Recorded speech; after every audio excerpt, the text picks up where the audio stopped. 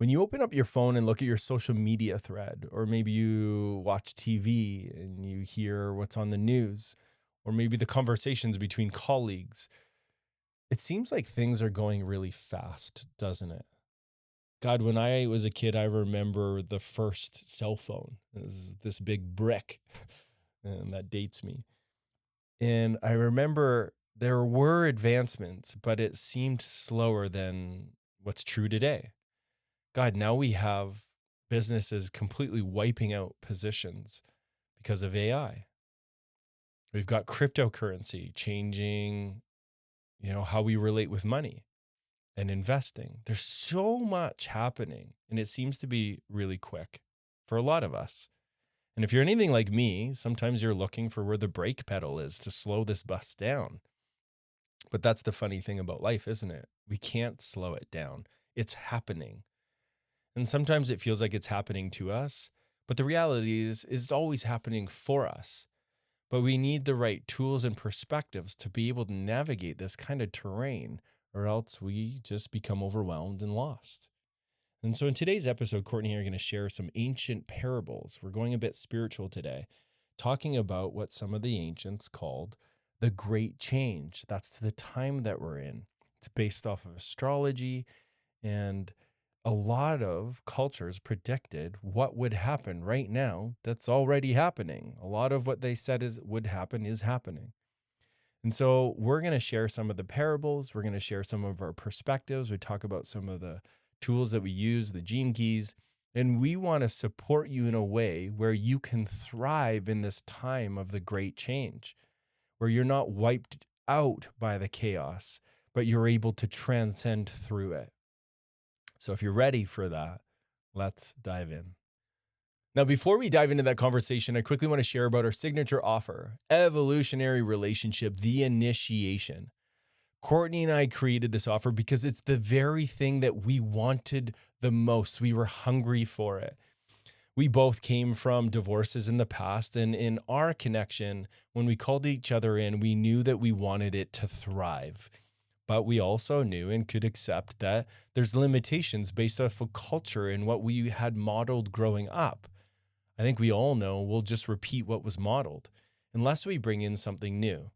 And that's why we created this, the initiation.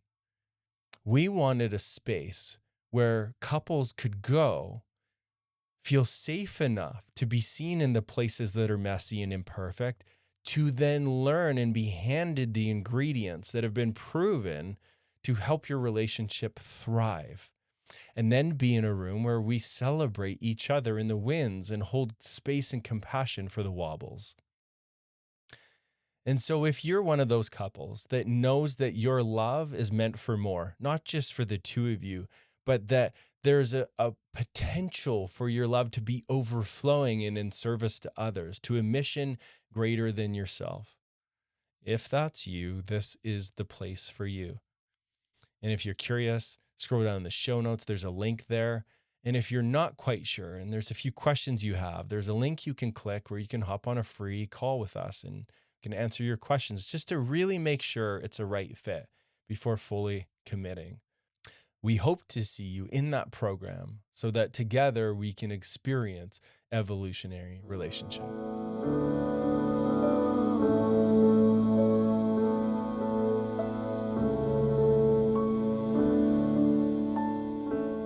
There has been a lot happening in this last decade, and if you see it the way that I do, you'll notice that things are getting faster and faster. We've got cryptocurrency, we've got the advancements of AI, which seems to improve daily now.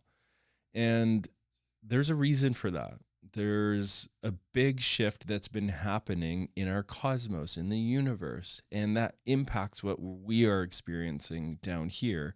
And if we don't know what that is, it can feel a little chaotic. It can feel scary. It can feel stressful. And I want to explore with you this place where we touch the spiritual side of what this change is. And I'd love to hear from you what you've learned from your teachers, your guides, and then how you see it and what you notice in this big change that we're in. Yeah. yeah, we're zooming out to the big picture. And, there's prophecies from all over the world, ancient prophecies that talk about this great change. And what comes to mind for me is when I was in Peru. I went to Peru in 2020. I was actually there when COVID hit and ended up in quarantine there for a while. But before the lockdown happened there, I was going to all these ancient sites, and what we were learning about is that hundreds of years ago, people knew that this time on the planet was coming, and they built all these ancient sites to anchor in energy for now, for this time on the planet. They actually even told stories of masters deciding that they were going to leave and just come back now. Like a few hundred years ago, they're like, you know what? We're just going to wait. We're just going to walk out. I went to this one rock portal where they left through this portal, and they decided that they would just come back at this time, because this is the time where the energies would open up for something new to happen on the planet. And my mind was blown about that we're alive on this time, and people have been prophesizing about this time for so long. And, there's many different teachings about this that have come into my life. And essentially, Richard Rudd, who basically downloaded the gene keys and is spreading that around, and is a beautiful teacher, mentor of mine, of both of ours. I'm taking his 7 Sacred Seals course, and in it, one of the things he teaches about is about the evolution of consciousness and the arc of involution, of how our souls come into form. And one of the interesting things is that at this time, we're at this place where time is condensing and contracting, and things are getting faster and faster. Whereas, thousands of years ago, time was actually way more spacious. Time was more open, and it's been slowly, coming, like at medieval times and things, it started to contract more. And now it's in this big speed up. And this really aligns with what my teachings are. I was trained in the crystalline, a crystalline energy technique, which is basically looking at the crystalline energy system. And this also exists in lots of shamanic teachings, which is that the planet has already shifted into a crystalline energy. It's in a new energy system. And our bodies are going through a process of upgrading and attuning and developing this energy system. But crystalline energy, when you think of a crystal, it creates coherence. So there's a coherency. It moves in this coherent way with nature. And it has an infinite amount of energy and possibility. But it's flowy. It's like a watery crystal energy, and it moves very fast. And so in this way, we're not talking about fast that means getting dysregulated and overwhelmed. We're talking about fast that is this pure energy just evolving quicker, and that it can be very smooth and beautiful and coherent. There's actually a way we can let go and be carried by it. But because we also still have the old energy system, and our whole world is built on the old energy system, which is the electromagnetic system, basically there's parts in all of us and in the world around us that are gripping on and still in the old. And what then happens with the electromagnetic, which has a limited amount of energy and in a limited amount, it's like it charges up, and then once it loses its charge, it doesn't have energy. And so in that system, essentially when things start to speed up, then we get revved up and everything gets revved up, and we're working really hard and we're trying really hard and we're pushing, and that inevitably will lead to burnout, right? And so this is interesting that there is this invitation to, in a way, evolve quicker, to speed up and let go. I always think of the Hopi Prophecy. If I encourage all of you to look it up, it's beautiful because it literally is a map for how to go through this time. But one of the things the Hopi Prophecy talks about is that things will speed up, things will happen quickly. It says this, and I just get chills when I think of how tuned in these people were, right? It's going to happen quickly. Lots is going to be changing and shifting around the planet. And they talk about get in your canoe, gather the people that are your people, and you have to let go of the banks and you need to go. And, Mike said this to me just 2 weeks ago. He came in the house. He said, "Oh, I'm noticing when I try to hold on to the banks, everything feels terrible and stressful. But when I just let go of the banks, I actually feel really good. But there is this quick current carrying me. And it requires a lot of trust. It requires a letting go of all of these old identities and who we think we are and what we think the world is. And, all of it to be carried along the river in this canoe." Yeah. It's an interesting time to be alive, to say the least. And when I was describing letting go of the banks, it's this interesting thing that I'm forever surfing and exploring in myself, because my ego, my logical mind, thinks that it's smarter to hang on to the bank and wait till things are more certain. But when I do that, like you said, it feels really shitty. But when I let go of the bank, my logical mind and my ego, that if you guys are listening, you have that inner narrator with a clipboard and they have an opinion about everything you're doing and not doing. That ego of mine has a lot to say about me letting go of the banks and how reckless that is. But when I do it, I do feel better, this is this whole conundrum that I've been inside, because it's way less certain, but it feels way better. I feel deeper trust. I feel a relaxation, maybe an unease because of the uncertain, but then it's almost a relief that I don't have to overthink everything or make sense of everything. I can just feel life carrying us and carrying me. And it feels really good. And it's been this interesting, fun place to challenge the ego and show the ego the felt sense of, hey, I know that you really want to keep us safe by hanging on to the bank, but look at, we're more relaxed, we're calm, beautiful things are happening when we're just floating down the river. And so I'm noticing slowly the ego is curious and enjoying being a passenger a little bit more instead of driving the bus. It feels like this is the great work we're in, right? And they talk about this so many. Who's the they? The prophecies. Who are they? Where are they? The prophecies. Let's get them on the podcast. The prophecies, teachers. I've many teachers and mentors that I have, and ancient understandings and astrology, what the astrologers are seeing in the stars. And, there's also this talking about that in a way we're splitting it. We will slowly split into two different almost races of people, or, I don't know what the word is.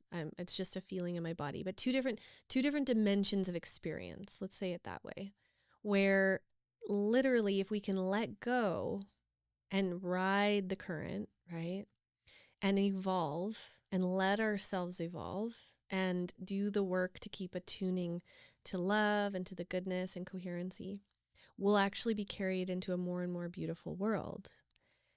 If we don't let go, or we don't know to let go, or we struggle in it and we get really caught up in the struggle, that also is going to amplify, right? Even more than in the past.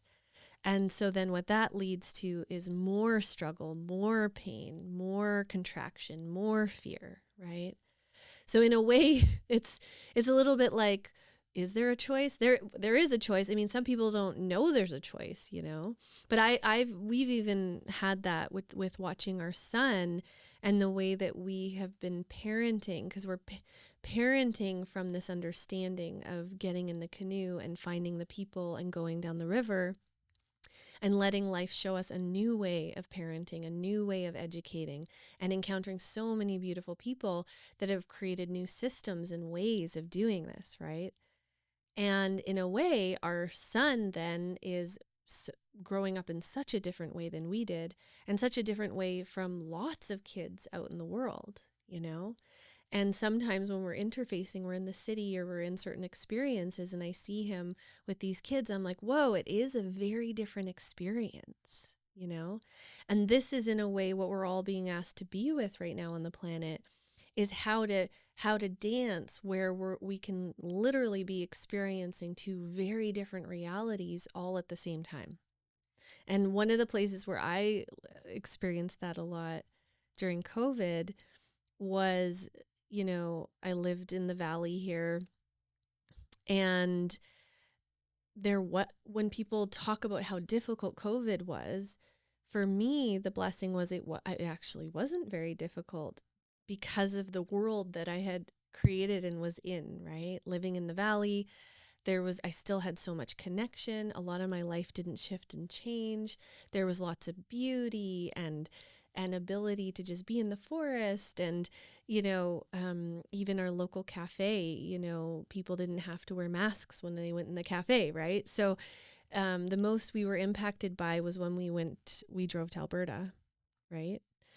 And which was horrifying. which was a whole different because we were living in a bubble. We were living in a bubble. And we would listen to people on certain calls or, you know, meet. And then what they were describing as life was so different than ours. I remember being very grateful during that time of COVID because people were stressed and this and the masks and the family fights and all the things. And we're like, oh, right, COVID's happening. Yeah. Because we would just go to our local cafe and places and everyone pushed against it. And the freedom fighters here just didn't wear masks and we were off in nature resourcing. And so we were very grateful. But collectively, the average was total chaos. But what I would also say is that for me, I had been doing a lot of personal work in myself, including, you know, doing one ayahuasca ceremony where I literally saw the world end and I felt it in my body. So even when all that was happening, I literally remember being in Peru in the lockdown and I was like, oh, thank God I've already experienced the world ending.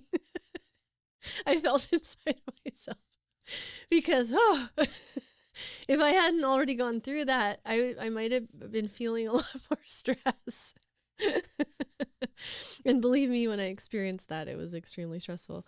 But all this to say, there is an art, we're being invited into an art of awakening, which is learning how to hold space for the intensity and the quickness that's happening and to move with it and to be carried, you know, by the current instead of fighting it. When I was in Peru, the day before the lockdowns, Puma, beautiful Andean man, a medicine man, he looked at all of us and he said, what their teaching was for the next 38 years, he said, there's going to be chaos on the planet. And there's going to be a lot of struggle and chaos as things are falling apart. And your job is to just not get caught up in it, to not get lost in it, and just stay really anchored in your heart. What are you here for? What is your heart here to bring to this new way?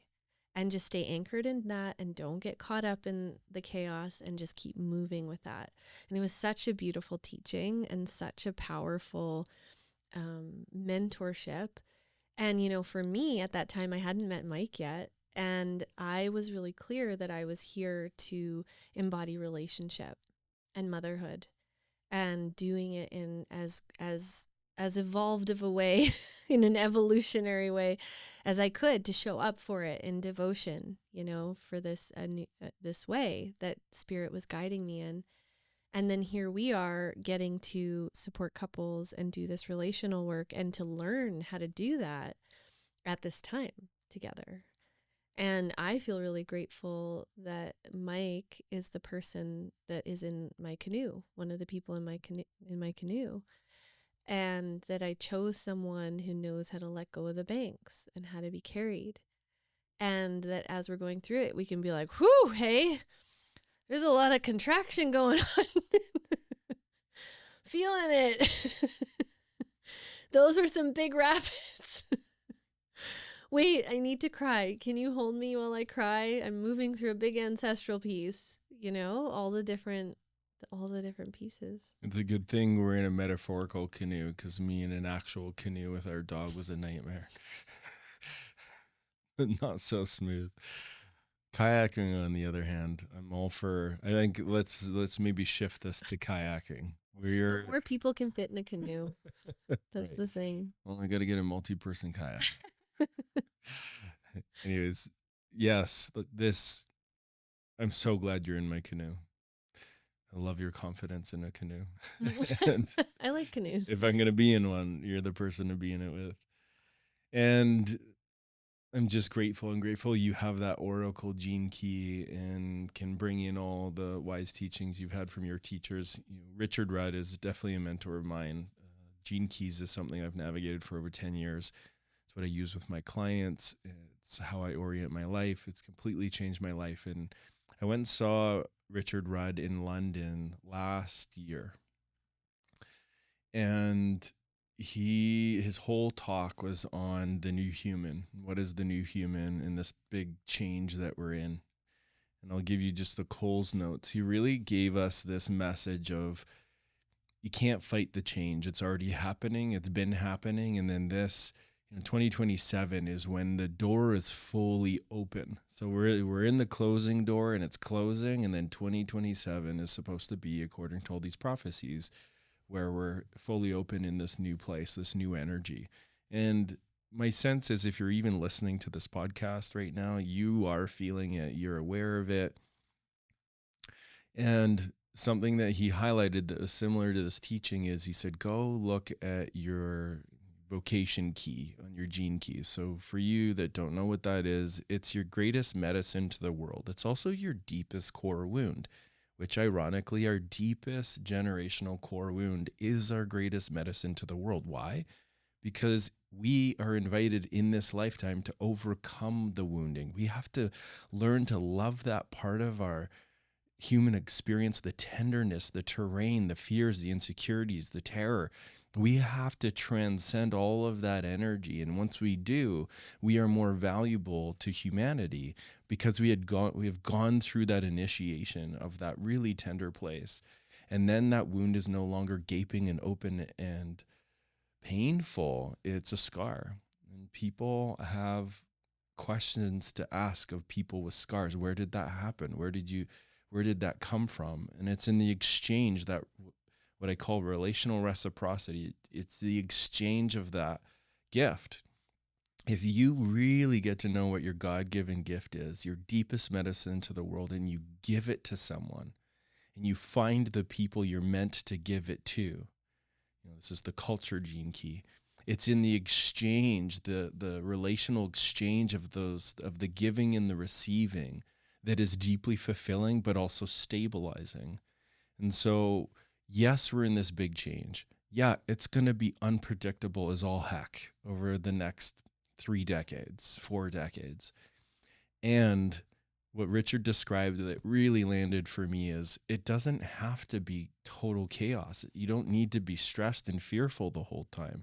If we just, as humanity, get really devoted to knowing what our gift is, what our medicine is, and bring it to the world, it will feel good in the chaos that's around us. So what he described, and I'm sure you can already see it in the world, there is chaos around us. There's wars breaking out in all these different places. There's fear of jobs being wiped out with AI. The chaos is everywhere, but it doesn't mean that we need to be in chaos or contribute to the chaos or buy into the chaos. This is the time we're being invited to dig deep, let go of the banks, and follow the stream, follow the flow of energy that's guiding us all. And we've personally felt this. Yes, there's moments where me personally, I freak out and I grab the bank again. And then I'm like, oh, okay, Courtney will guide me back with her oracle of like, oh, there's the masculine in his head again. Come. I've got that too, though. Mine's more, I don't let myself grab the bank, but inside I'm like, ah, ah, because my shadow of my vocation is struggle. Oh, right. Nice. Yeah. And then mine's weakness. So I'll do everything in my power to avoid being weak in any way, which ends up creating more weakness. And so guides me. You guide me back into feeling my feelings. And then I'm relieved. And I let go of the bank and I'm like, let's go. And so for you, you help me remember that I'm a warrior and I can move through the struggle. mm-hmm. Yeah. Thank you.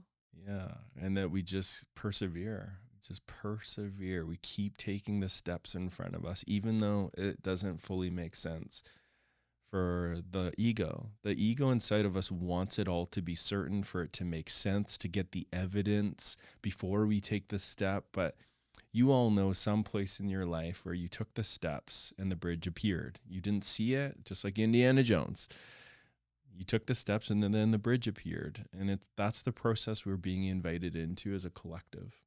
Let go of the banks and start to, and the part that we really want to emphasize here is deepen your relationship to the sacred we. The stronger we are in our we spaces, so our intimate partnership, the closest people in our life, where there's the most resonance and safety, that's where we want to double down. Because if we get really masterful with being in the stream and really being discerning of who's in the boat with us, that's where we thrive together, because it becomes more clear and evident of how to bring our gifts to the world. And then one other layer to it, which we even did today, is when things get a little wobbly, there's no shame in that. But that's the place to deepen all of the relational skills that bring in more safety, co-regulation, reassuring statements, eye contact, time in nature. Like, life is really inviting us to deepen our felt sense of connection and relationship, to be able to penetrate the chaos that's happening collectively. Yeah, a way I like to think about this is that, so there's our spiritual self, right? And our mental self. So our mental self can tap into that spiritual mind and see what's happening and understand in a bigger, loving way. And our spiritual self can receive all the spiritual uploads and downloads. I mean, gosh, there is this deep peace coming into my heart, which is so stunningly beautiful, even though right now there's like so much chaos and my mind is a little bit, what? And I feel that's the quickening for me. That's what's happening. And I have to keep moving through layers in myself of gripping and, oh, it's so painful. And then, whoa, this deep peace coming in this kind of process of this. And our nervous systems need certain ingredients to help them integrate all of that and to feel safe, right? Because we need belonging. We need enough others that are regulated to help us feel safe. And so that's why it's so important who we have in the canoe and who's around us. Are we around people who are also doing self-care and taking care of themselves and grounded? Because the more people we have around us that are doing that and are feeding the goodness and feeding the regulation and feeding the coherency, that's going to make it easier for us to have that seat in our nervous system. And also, actual relationship intimacy is one of our biggest resources for maintaining coherency and regulation through this. Because if we have someone to hug and to breathe with and make eye contact with and have touch and make love and dream about the future and execute the world we want to live, all of that supports our nervous system to actually feel the world we're creating, right? And it'll make it easier, like how we described it, COVID, we had a bubble around it. It's because we also have such beautiful people around us that are all doing that, right? They're all doing that in their partnerships, in their families, in eating, how they're relating with food and their art and their creativity. And all of that then gets spread as this beautiful resource, And in a way, Richard Rudd talks about this. I'm a 6. I'm a 4-6, if anyone knows what that means. But the 6 energy is this energy. So any of you out there that you might have a 6 in your profile, the 6 energy is that they're kind of already in the new earth. And they're just learning how to bring that in and down. And in a way, we can be doing that now, is living the world that we're wanting to be birthed, living that world, you know? So either we can get caught up in, oh my God, this is what's happening in this world. And of course, we need to look and we do need to see and we need to feel it. We don't want to avoid. But then bringing ourselves back to, and what am I doing today? What in our partnership, in our family, what are we living today that is what we want to be living? And really, this is why Mike and I feel so passionate, because also what we want to say is, in this time of great change, this is going to put a lot of strain on relationships. So any of those niggly things that haven't been being dealt with, any of those places, those dysregulations, et cetera, they're actually going to bubble up to the surface. This is going to be a time, it's a reckoning, right? So it's all of it's going to come up. And then because of all the dysregulation in the collective, that also is going to make it challenging, because when we're dysregulated, when we're in chaos, when we're in fear, it's very hard. We can't actually be available for intimacy. And usually it's our partner who will get that the most, right? Where we'll project that the most. So in a way, you know, relational work is key right now. It's going back to that Hopi prophecy. Who's in the canoe? The people in the canoe matter a lot. How do we tend to those relationships? How do we be in the canoe and not fight, you know, and really get on the same page and work together and be allies? And so also wanting to say, if you're listening out there and it is feeling really scary and you do have a lot coming up and you don't have the right people around you, or, you know, or even just you and your partner are fighting more than usual, we just want to invite this possibility that some of what's happening for you and your partner is this bigger initiation that is actually cosmic. That's big, big, big picture. And then it's expressing through your relationship. And the invitation is to clear it, to see it like Mike beautifully described, to let yourself be initiated by it, as opposed to, you know, getting lost in it. Yeah. And it's also this invitation to be humbled by our biological need. We need each other. We are a very interdependent species, even though hyper independence can feel really good. Individualism feels good, and it's a part that we need to have established. But interdependence is where we thrive. And so I'm sharing this because a lot of people are afraid to drop into the vulnerability of their own experience. And I know this, I lived this for 13 years. I read personal development books and listened to the podcasts and went to the events, but I kept trying to do everything on my own, and my life suffered because of it. I wasn't being initiated into, oh, I need to be humbled by entering in an exchange of mentorship. I needed to build a relationship with somebody who had gone through conditioning to live a different life, a unique life, and hold me in it and show me the way. You know, all the great movies, all the heroes, if you follow, I can't think of any that don't, they all have a mentor. And so my invitation in this time is, if things are hard and you feel that you're stuck or trapped in the chaos, find a mentor.